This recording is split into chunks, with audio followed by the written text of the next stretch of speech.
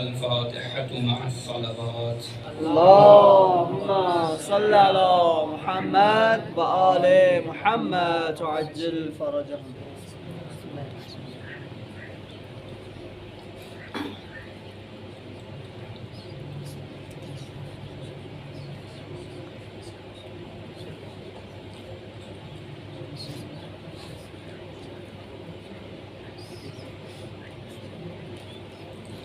لا حول ولا قوة إلا بالله العلي العظيم. أعوذ بالله من الشيطان اللعين الرجيم. بسم الله الرحمن الرحيم. الحمد لله خالق العباد وفاتح البلاد ومسيل البحاد ومغذب النجاة. ليس لأوليته ابتداء ولا لأزليته انقضاء. هو الأول ولم يزل والباقي بلا أجل. خرت له الجباب وحدته الشفاء. الصلاة والسلام والتحية والإكرام على النبي المكي المدني القرشي الابتهي الاتهامي الحجازي العربي الرسول المسدد النبي الممجد المصطفى الأمجد صاحب التاج والمنبر والخطبة والمقبر والجبين الأطهر والحسب الأشهر والنسب الأنور أبي القاسم المصطفى محمد. اللهم صل على محمد وآل محمد وعجل فرجهم.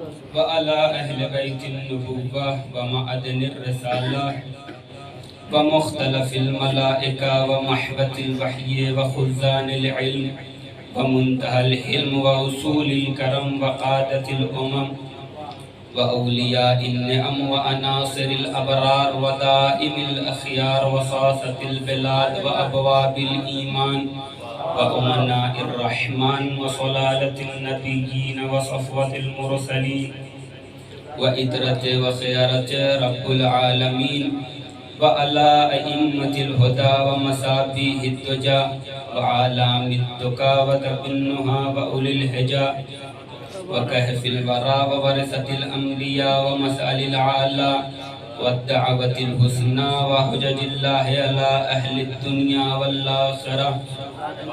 أما بعد فقد قال الله تبارك في القرآن المجيد. بسم الله الرحمن الرحيم. وإذ أخذ الله ميثاق النبيين لما آتيتكم من كتاب وحكمة ثم جاءكم رسول مصدق لما معكم لتؤمنن به ولا تنصرنه قال أقررتم وأخذتم على ذلكم إسري قالوا أقررنا قال فاشهدوا وأنا معكم من الشاهدين فمن تولى بعد ذلك فأولئك هم الفاسقون. اللهم صل على محمد وآل محمد وعجل فرجهم. عزیزان محترم، معزز سامعین کرام، علماء عظیم وقار، آپ سب یہاں تشریف فرما ہیں. میں آپ کے حضور میں اپنی گفتگو کا آغاز حمد باری تعالیٰ سے کرنا چاہتا ہوں کہ تمام حمد و ثنا ہے، تمام حمد و ستائش ہے اس خالق کائنات کے لیے کہ جس نے اس پوری کائنات کو خلق کیا. کائنات میں جہاں بھی نظر جائے گی اسی کا جلوہ نظر آئے گا. کائنات میں جہاں بھی نظر جائے گی اسی کا وجود نظر آئے گا کہ عالم تکوین و بساط ارضی و رباط فلکی پر نظر ڈالو. ہر شے خدا کی تخلیق ہے، خدا کی پیدا کردہ ہے. اسی کے لب کن پکان کی جنبش سے ظاہر ہوئی ہے، اسی کے فرمان خلق و امر سے ویدہ ہے. ہر شے اسی کے ارتباط سے مرتبط ہے، اسی کے انضباط سے منبسط ہے، اسی کے اختلاف سے مختلف ہے، اسی کے انبساط سے منبسط ہے۔ عرش و کرسی میں اسی کے فضل کا رنگ ہے، صراط و میزان میں اسی کے عدل کا ڈنگ ہے، برق و رعد میں اسی کا جلوہ و آہنگ ہے، طبقات فلکی پر اسی کا پرتو ہے، طرائق سماوی میں اسی کی رو ہے، شمس و قمر میں اسی سے ضو ہے، ستاروں کے چراغاں میں اسی سے لو ہے۔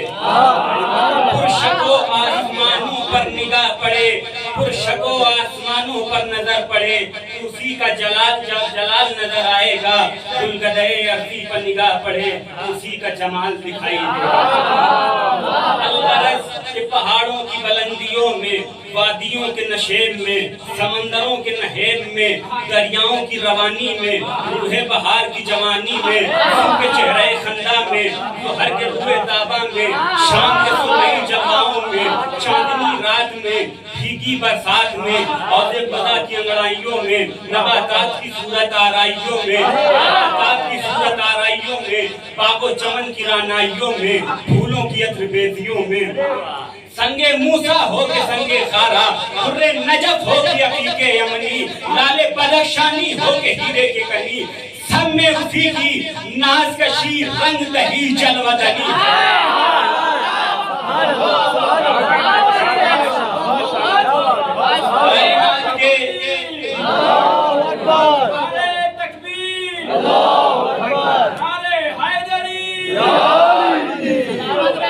کائنات کے ذرے ذرے میں اس کا وجود ہے، کائنات کے ذرے ذرے میں اس کا وجود ہے، مگر آہ کس قدر تعجب انگیز بات ہے، جو سب سے زیادہ روشن ہے وہی سب سے زیادہ مخفی، جو سب سے زیادہ قریب ہے وہی سب سے زیادہ دور، جو سب سے زیادہ عیاں تر ہے وہی سب سے زیادہ نہاں تر ہے، جو عنوان داستان شہر رگ ہے وہی سرخی افسانے دور، مگر پیمانے حلف کے جو بندوں نے عالم ذر میں اپنے پروردگار سے لیا تھا، رگوں میں خون بن کے دوڑ رہا ہے، زبان سے گفتگو بن کے نکل رہا ہے، سر انکار کر رہا ہے، دل اقرار کر رہا ہے، کبھی سجدے سے بیزار ہے، قلب ملنے کو بے قرار ہے۔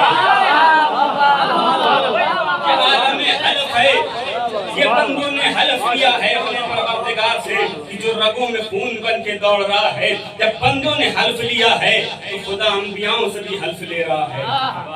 وہ کون سا وعدہ ہے، وہ کیسا وعدہ ہے؟ تو آئیے پڑھتے ہیں قرآن کی طرف۔ قرآن کی سورہ آل عمران کی 81ویں آیت آگے بڑھ کے کہے گی وَإِذْ أَخَذَ اللَّهُ مِيثَاقَ النَّبِيِّينَ لَمَا آتَيْتُكُم مِّن كِتَابٍ وَحِكْمَةٍ ثُمَّ جَاءَكُمْ رَسُولٌ مُّصَدِّقٌ لِّمَا مَعَكُمْ لَتُؤْمِنُنَّ بِهِ وَلَتَنصُرُنَّهُ۔ ایک صلوات پڑھیں محمد وآل محمد۔ اللهم صل على محمد وآل محمد وعجل۔ یہ وہ آیت ہے کہ جس کے ذیل میں کچھ گفتگو، کچھ باتیں جو میں نے اپنا درس یاد کیا ہے وہ آپ کی بارگاہ میں سعادت حاصل کروں گا سنانے کی۔ آپ سب ماشاءاللہ پڑھے لکھے حضرات تشریف فرما ہیں۔ عربی زبان کا ایک قاعدہ کلیہ یہ ہے کہ جب کبھی بھی پچھلا زمانہ، ماضی کا زمانہ، گزرا ہوا زمانہ یاد دلایا جاتا ہے تو کلام کا آغاز وہ اس کے ذریعے کیا جاتا ہے۔ خداوند عالم قرآن میں اس آیت کا آغاز وہ اس کے ذریعے کر رہا ہے۔ وَإِذْ أَخَذَ اللَّهُ مِيثَاقَ النَّبِيِّينَ۔ ایسا محسوس ہوتا ہے کہ بڑی مدت کے بچھڑے ہوئے ہیں اور خدا اپنے حبیب کو وہ وقت یاد دلا رہا ہے کہ جب کائنات میں کچھ بھی نہ تھا، ساری کائنات پردہ عدم میں مستور تھی۔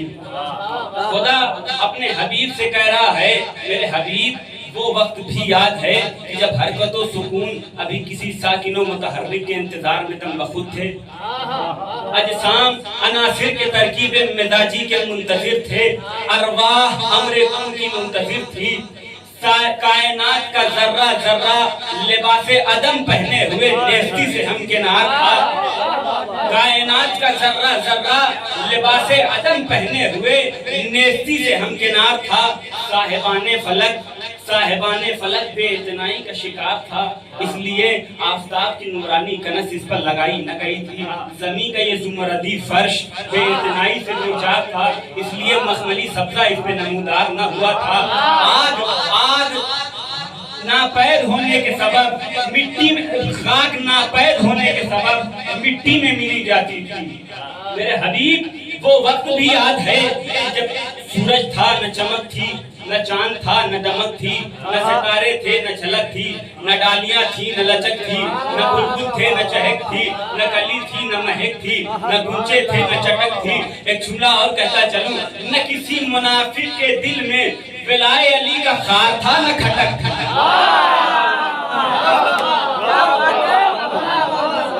سلوات پڑھیں محمد و آل محمد۔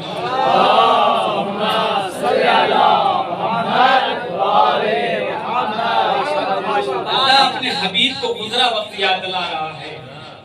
میرے حبیب کو وقت یاد کرو کہ جب ہم نے انبیاءوں سے وعدہ لیا، نبیوں سے وعدہ لیا، انبیاء سے وعدہ لیا، کیسا وعدہ؟ کلما آتیتکم من کتاب و حکمہ، جب تمہیں کتاب و حکمت عطا کر دی جائے، ثم جاءکم رسول مصدق، تمہارے بعد ایک مصدق رسول آئے گا، اِلَّمَا مَعَكُمْ لَا تُؤْمِنُنَّ بِهِ وَلَا تَنْصُرُنَّ، جو کچھ تمہارے پاس ہے اس کی وہ تصدیق کرے گا اور تم اس پر ایمان لانا۔ دیکھو صرف ایمان لانا کافی نہیں ہے، صرف ایمان لانا کافی نہیں ہے، وَلَا تَنْصُرُنَّ، اس کی مدد بھی کرنا کافی ہے۔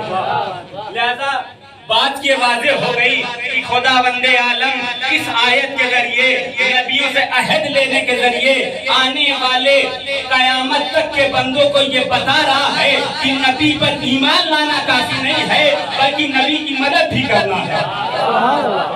ہم نے کائنات میں زمانہ رسول میں دو گروہ دیکھے کہ جو نبی پر ایمان بھی لایا، نبی کی مدد بھی کی، اور ایک وہ بھی گروہ ہم نے دیکھا جس نے صرف ایمان تو لایا لیکن مدد نہیں۔ خدا دو وعدہ لے رہا ہے، ایک ایمان کا ایک مدد کا۔ ایک گروہ وہ ہے کہ جس نے دونوں کو قبول کیا، ایک گروہ وہ ہے جس نے ایک کو کافی سمجھ لیا۔ ایک صلوات پڑھیں محمد و آل محمد پر۔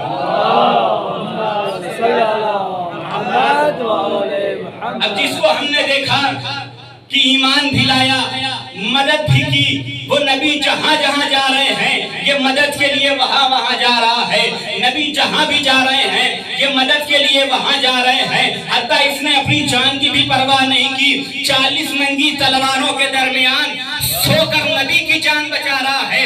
یہ مدد کا وعدہ ہے، اس نے ایسے مدد کی کہ ہم خیال بھی نہیں کر سکتے کہ ایسے بھی مدد کی جا سکتی ہے۔ اور وہ کہ جو ایمان لائے مدد نہیں کی، وہ ایسا میدان سے بھاگتے تھے، نبی بلاتا تھا لیکن یہ بھاگتے تھے، ایسا بھاگتے تھے کہ ہم اور آپ گمان بھی نہیں کر سکتے کہ ایسے بھی بھاگا جاتا ہے۔ ان کی کتابوں میں لکھا ہوا ہے کہ یہ پہاڑیوں کی چوٹیوں پہ جا کر بکریوں کی طرح اچک کر دیکھتے تھے جنگ ہو رہی ہے یا تمام ہو گئی۔ صلوات پڑھیں محمد و آل محمد۔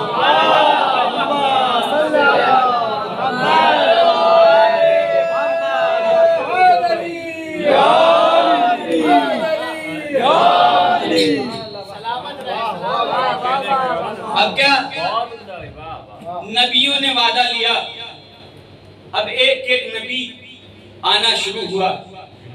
اللہ نے سب سے پہلے اس کائنات میں آدم کو انسان بھی بنا کے بھیجا، آدم بھی بنا کے بھیجا، نبی بھی بنا کے بھیجا۔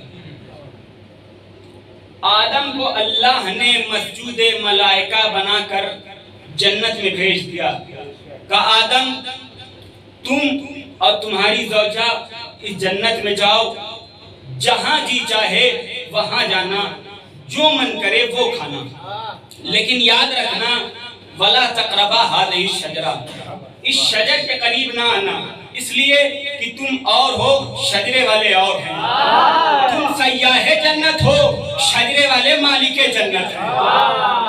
لہذا چند دنوں تک آدم جنت میں سیر کرتے رہے، ایک وقت وہ بھی آیا کہ حوا کے کہنے پر آدم درخت کے قریب بھی گئے، اس کا پھل بھی توڑا۔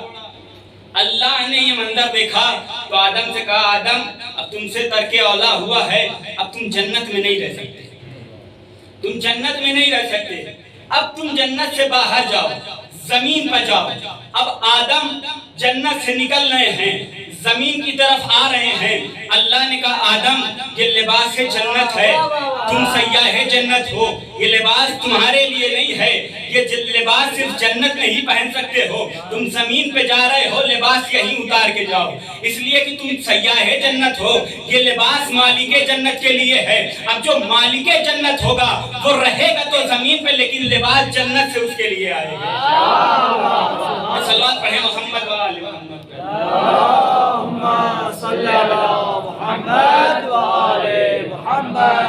اب کیا، جیسا کہ مؤرخین نے لکھا کہ حضرت آدم جب زمین پہ آئے تو سب سے پہلا قدم جناب آدم کا سری لنکا میں آیا، اور جناب حوا کا عرب کی ایک سرزمین ہے جسے آج کی زبان میں جدہ کہا جاتا ہے۔ چونکہ دادی کو عربی زبان میں جدہ کہا جاتا ہے، اس لیے جناب حوا کا پہلا قدم جہاں پہ پڑا، اللہ نے یادگار کے طور پہ اس زمین کا نام جدہ رکھ دیا، جو آج جدہ کہلاتا ہے۔ درمیان میں ہزاروں میل کا فاصلہ ہے۔ مولانا حفظ الرحمان کتاب قصص القرآن میں لکھتے ہیں کہ آدم جب زمین پہ آئے تو وہ کیا کرتے تھے؟ کہ صرف روتے تھے، اتنا روتے تھے کہ گھڑے آنسوؤں سے بھر جاتے تھے، پرندے پانی سمجھ کر پی کر اڑ جایا کرتے تھے۔ اور کیا کرتے تھے کہ آدم رونے کے ساتھ ساتھ، سب سے پہلے تو آدم روتے تھے۔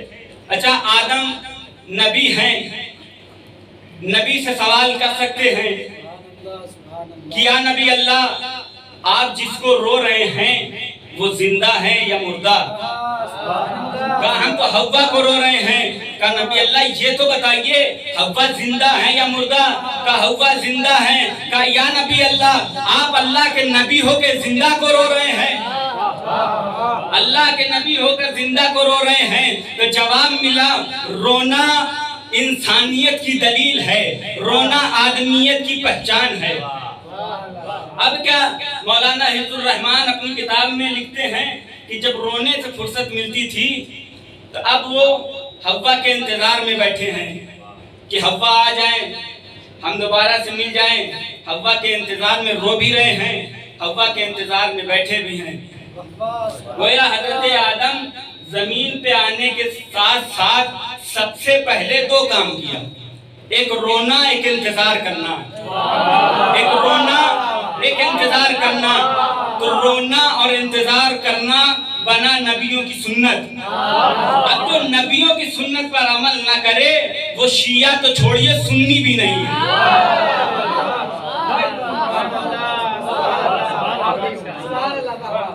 اب یہ نبی کی میراث ہے، ہم حضرت آدم کی اولاد ہیں، ہمیں دادا آدم کا حصہ میراث میں ملے گا یا نہیں ملے گا؟ بالکل ملے گا۔ میراث کیا ہے؟ کہ رونا اور انتظار کرنا۔ کہ آپ پوری کائنات میں دیکھ لو جو زندہ کو روئے اور انتظار کرے سمجھ لو وہ آدم کی خالص نسلوں میں سے ہے۔ صلوات پڑھیں محمد و آل محمد۔ اللہم صلی علی محمد و آل محمد وعجل فرجہم۔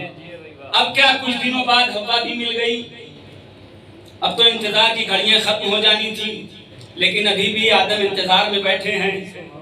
اب کس کے انتظار میں ہیں؟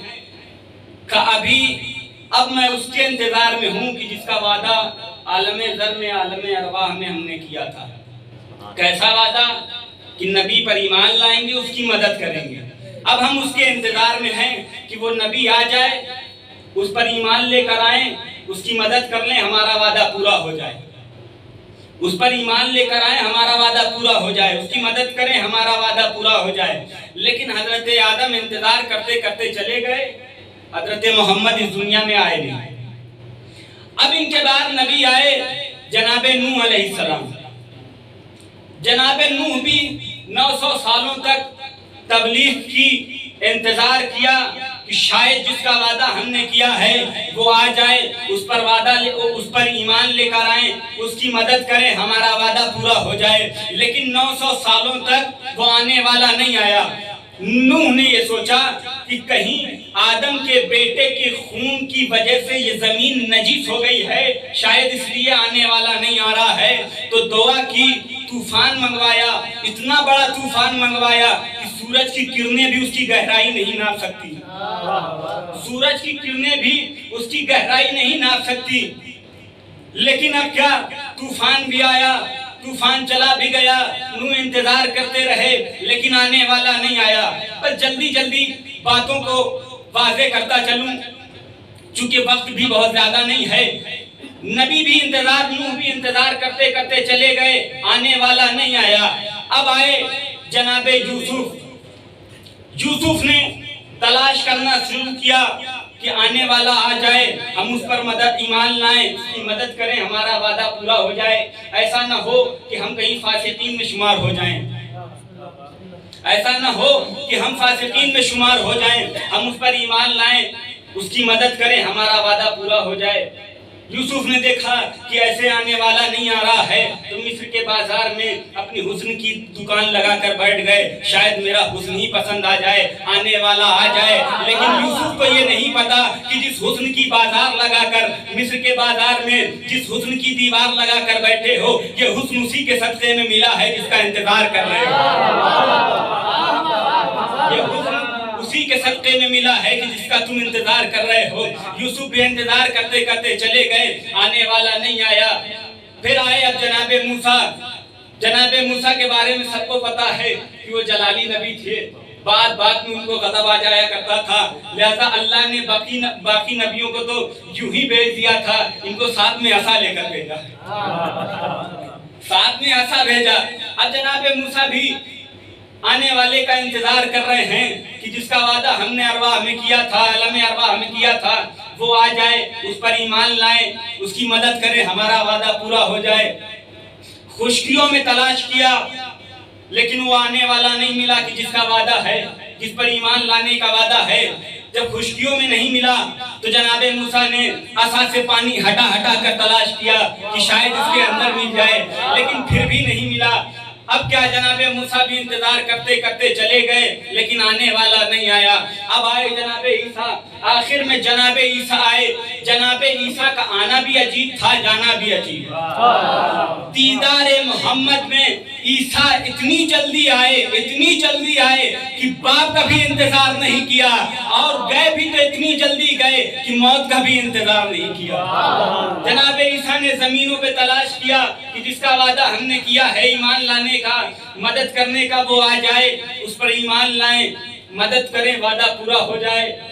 جب دیکھا زمینوں پہ نہیں ملا تو آسمانوں پہ تلاش کر رہے ہیں کہ شاید اب مل جائے. گویا نتیجہ یہ ہے کہ اللہ نے تمام نبیوں کو، آدم سے عیسیٰ تک تمام نبیوں کو ایک غائب کا انتظار کرایا.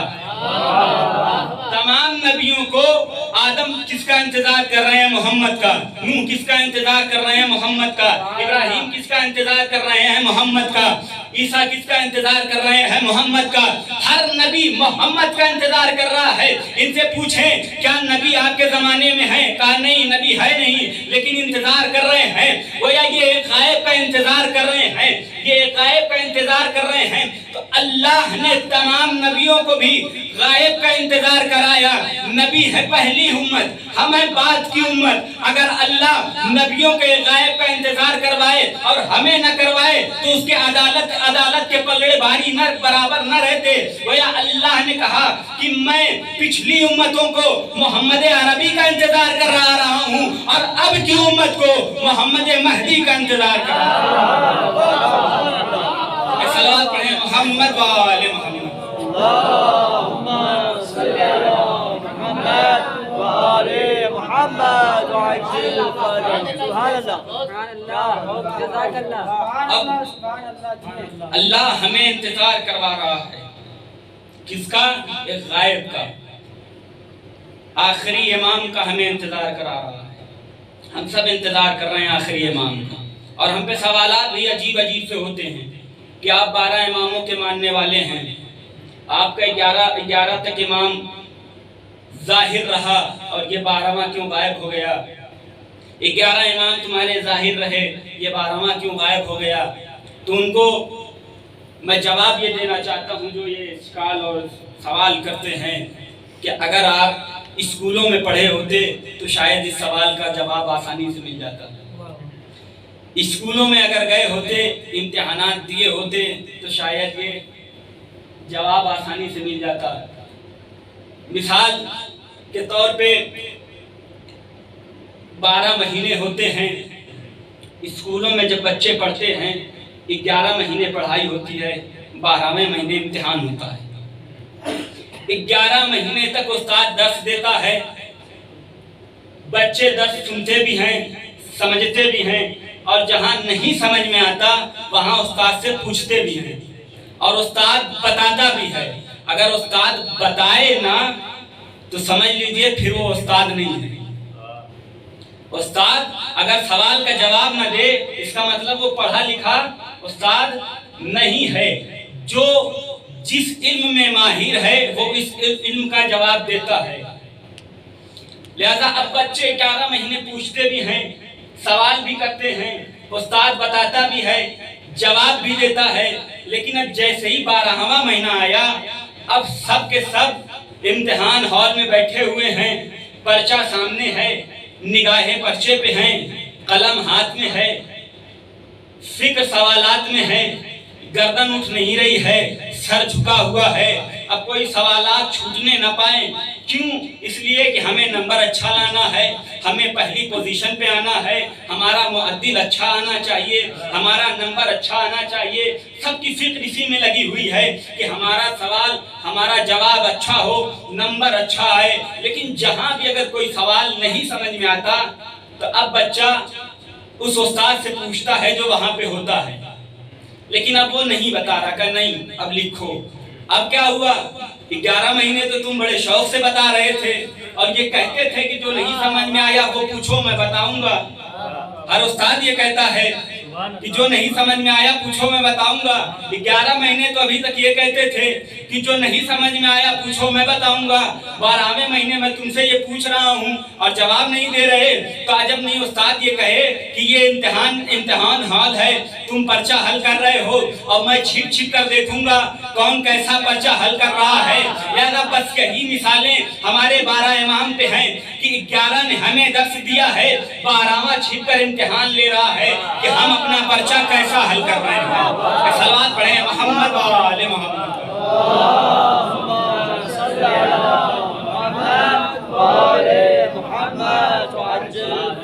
12واں ہمارا امتحان لے رہا ہے.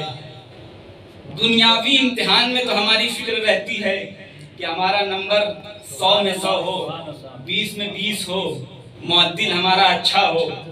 لیکن یہ جو ہمارا امتحان ہے کہ جس کے لیے ہم اس دنیا میں آئے ہیں, کیا کبھی اس امتحان کے بارے میں ہماری فکر ہوئی کہ جو امام زمان ہمارا امتحان لے رہا ہے وہ چھپ کر ہمیں دیکھ رہا ہے لیکن ہم اسے نہیں دیکھ پا رہے ہیں. ہماری آنکھیں اتنی گناہگار ہیں کہ آنکھوں کے سامنے پردے پڑے ہوئے ہیں کہ ہم امام زمان کو نہیں دیکھ پا رہے ہیں. کیا ہم نے کبھی یہ سوچا کہ ہم جو امتحان دے رہے ہیں امام کی بارگاہ میں اس میں ہمارا نمبر اچھا آئے؟ ہم جو 313 اصحاب ہیں امام حسین کے, ہم پہلے وہ اصحاب بنے, ہم پہلے وہ ہوں کہ جو امام کی مدد کریں. امام زمان ہماری بارگاہ میں کہیں کہیں تشریف فرما ہوں گے. آج محرم کی چاند رات ہے, ہم سب یہاں امام حسین کو پرسہ دینے بیٹھے ہیں. کیا ہمارا اور آپ کا آقا, ہمارا اور آپ کا مولا اپنے جد کو پرسہ دینے کے لیے یہاں نہیں آیا ہوگا؟ حتماً ہمارا اور آپ کا امام 12واں امام, جیسے ہم یہاں پر بیٹھے ہیں اپنے امام کو, اپنے آقا حسین کو پرسہ دینے کے لیے, ویسے وہ امام بھی اس کہیں بھی اسی کہیں بزم میں تشریف رکھتے ہوں گے مولا کہ آج محرم کی چاند ہے, آج چاند رات ہے, محرم کا چاند فلک پر نمودار ہو گیا.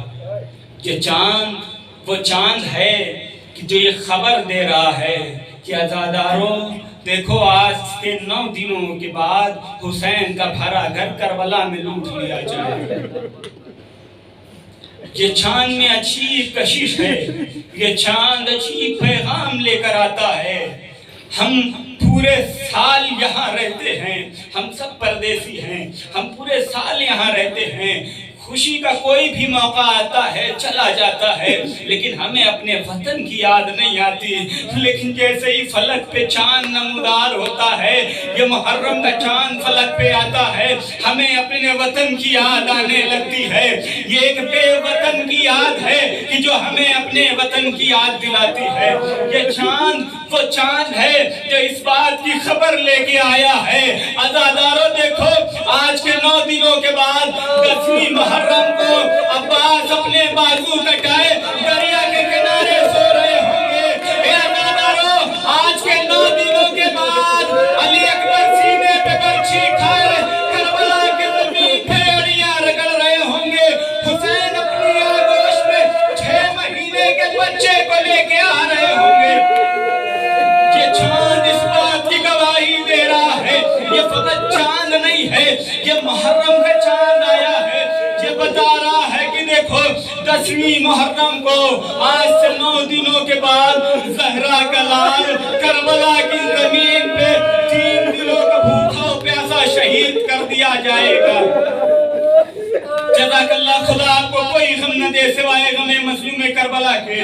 آج یہ چاند رات ہے, یہ چاند اس بات کی خبر لے کے آیا ہے کہ وہ قافلہ کہ جو 28 رجب کو مدینے سے چلا تھا اب 2 دنوں کے بعد کربلا پہنچنے والا ہے. 2 دنوں کے بعد یہ قافلہ پہنچ جائے گا. یہ قافلہ جو 28 رجب کو مدینے سے چلا تھا, جب سیدانیوں کو یہ خبر ہوئی کہ حسین سفر پہ جا رہے ہیں, حسین سفر پہ جا رہے ہیں, تب ہر ایک نے یہ امید لگائی کہ شاید حسین ہمیں لے کے جائیں گے. کسی بی بی کو یہ امید تھی نہیں, ہر بی بی کشمکش میں تھی کہ اللہ جانے حسین ہمیں اپنے ساتھ سفر پہ لے کے جائیں گے یا نہیں لے کے جائیں گے, حسین ہمیں اپنے ساتھ سفر پہ لے کے جائیں یا نہیں جائیں, اللہ جانے حسین کے ساتھ ہم سفر پہ ہوں گے یا نہیں ہوں گے. لیکن ایک بی بی ایسی تھی کہ جسے پوری امید تھی کہ میرا بابا کسی کو لے کے جائے یا سفر پہ نہ لے کے جائے مجھے ضرور لے کے جائے گا. وہ کون بی بی ہے؟ وہ جناب سغرا ہے کہ جس کو پوری امید ہے کہ بابا کسی کو سفر پہ لے کے جائے یا نہ جائے مجھے ضرور لے کے جائے گا. اے بی بی یہ امیدیں کیسی, اے بی بی یہ امیدیں اتنی کیوں ہیں کہ میرے بابا کی مجھے لے کے جانا سفر پہ مجبوری ہے. وہ اس لیے کہ میرا بابا علی اکبر کے بغیر نہیں رہتا اور میں علی اکبر کے بغیر. جزاک اللہ, خدا آپ کو کوئی غم نہ دے. میرا بابا علی اکبر کے بغیر نہیں رہتا اور علی اکبر میرے بغیر نہیں رہتا. اب جیسے یہ خبر ہوئی کہ حسین کا قافلہ 28 رجب کو جائے گا, حسین نے فہرست جناب زینب کی خدمت میں دی. کہا اے بہن زینب تمام بیویوں سے کہو کہ وہ اپنی اپنی محمل پہ آ کے سوار ہو جائیں, ہمیں آج سفر کرنا ہے. تمام بیویوں سے کہو کہ وہ محمل پہ آ کے سوار ہو جائیں, ہمیں آج سفر پہ جانا ہے. لیکن اس فہرست میں سغرا کا نام نہیں ہے, اس فہرست میں سغرا کا نام نہیں ہے.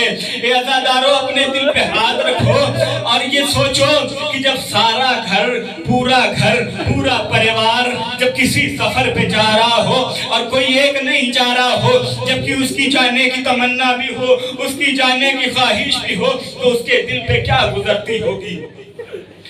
اب ساری بیویاں محمل میں سوار ہونے سے پہلے جناب سغرا کی خدمت میں آتی ہیں, خدا حافظی کرتی ہیں کہ اے بی بی سغرا ہم سفر پہ جا رہے ہیں, خدا حافظ. اے بی بی سغرا ہم سفر پہ جا رہے ہیں, خدا حافظ. اے بہن سغرا ہم سفر پہ جا رہے ہیں, خدا حافظ. اے بیٹی سغرا ہم سفر پہ جا رہے ہیں, خدا حافظ. جناب سغرا ہر ایک سے چاہتی ہیں کہ کی سفارش کریں. کس بات کی؟ کہ بابا سے کہیں مجھے بھی ساتھ لے کے چلیں.